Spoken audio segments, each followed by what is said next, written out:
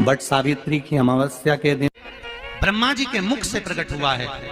सौभाग्यवती नारियां अखंड सौभाग्य के लिए बट सावित्री का व्रत आप लोग करते होंगे, कई लोग अखंड सौभाग्य के लिए करेंगे, क्योंकि इस बट के पेड़ के नीचे भगवान विष्णु शंकर जी से विनती करे थे वर के लिए, इसलिए अखंड सौभाग्य का देने वाला।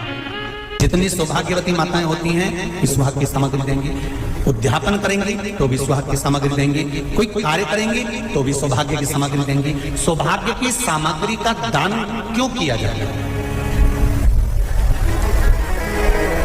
सौभाग्य सूचक वस्तुओं का दान क्यों किया जाता है? सौभाग्य की वस्तुएं क्यों प्रदान करी जाती है, क्यों दी जाती है? उसका कारण क्या है?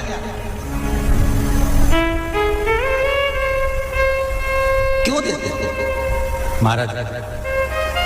भारत की भूमि की सौभाग्यवती माताओं का एक मन की अभिलाषा रहती है, भारत की भूमि की माताओं की एक अभिलाषा रहती है कि जब उसके प्राण छूटे तो अखंड सौभाग्य धारण करके पति के कंधे पर और पुत्र के कंधे पर शमशान पर। ये भारत की भूमि की माताओं की सोच, उनके मन का संकल्प, उनके मन का भाव। क्यों देते हैं चूड़ी का दान, क्यों देते हैं बिंदी का दान, क्यों देते हैं अखंड सौभाग्य का दान? किस महाराज? मेरे हाथों में भर भर के चूड़ी रहे, मेरे हाथों में भर भर के चूड़ी, और मैया कोई कामना मेरे मस्तक पे चमकती चूनर रहे, मेरे मस्तक पे चमकती चूनर रहे, और मैया कोई कामना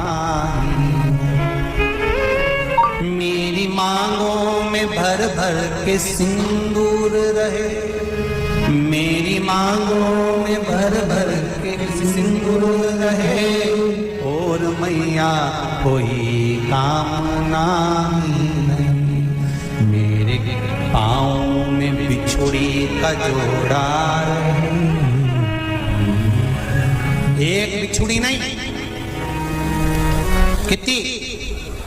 2, 3, 4, 5, एक एक पांव में जोड़े से बिछुड़ी होना चाहिए, केवल एक नहीं, सिंगल नहीं। वो तो आजकल का फैशन हो गया महाराज, जो केवल एक बिछुड़ी धारण कर लो उसी में फैशन दिखे। श्रावण की शिव महापुराण की कथा कहती है जब बेटी को विदा करा जाता है और पहली बार बेटी के पांव में जब बिछुड़ी डाली जाती है तो वो बिछुड़ी भी अलग अलग नहीं होती, उस बिछुड़ी के जोड़ को चेन से एक दूसरे से बंधा हुआ होता। बोला सही है कि गलत? जितने आस्था चैनल पर कथा सुन रहे हैं, जितने फेसबुक पर सुन रहे हैं, यूट्यूब पर सुन रहे हैं, सुन लेना कि मेरे भारत की माताओं का जब पाणी ग्रहण संस्कार किसी व्यक्ति का होता है, उसके पांव में जब पहली बार बिछुड़ा पिनाया जाता है, बिछुड़ी पिनाई जाती है, तो वो बिछुड़ी भी एक दूसरे से बंधी हुई होती है, चेन से बंधी हुई होती है। उसको अलग अलग वाली बिछुड़ी शादी के मंडप में नहीं पहनाई जाती। क्यों? जैसे ये बिछुड़ी एक दूसरे से पांव में बंधी हुई है, तुम्हारी जिंदगी अंतिम श्वास तक ऐसी ही बंधी है, यही बंधी है। वो तो अब माताओं ने थोड़ा सा फैशन चेंज कर दिया, अब पांव में ज्यादा बिछुड़ी निकलती, गड़ती है, चुभती है, एक बिछुड़ी धारण है।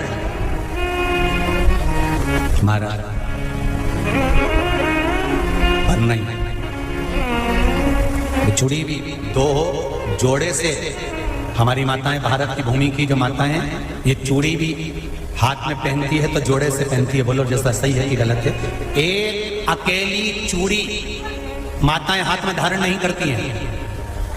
अगर भारत की भूमि की संस्कारित माताएं हैं और भारत की भूमि की सभ्यता और संस्कृति को जानती है तो अकेली चूड़ी नहीं, जोड़े की चूड़ी पहनेगी, 2 चूड़ा डालेगी, 4 डालेगी, 12 डालेगी, पर सिंगल नहीं, अकेले।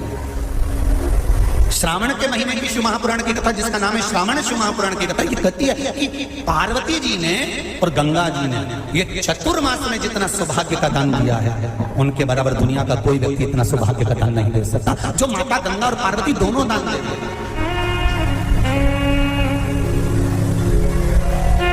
प्रतिदिन दे रहे हैं। और अब तो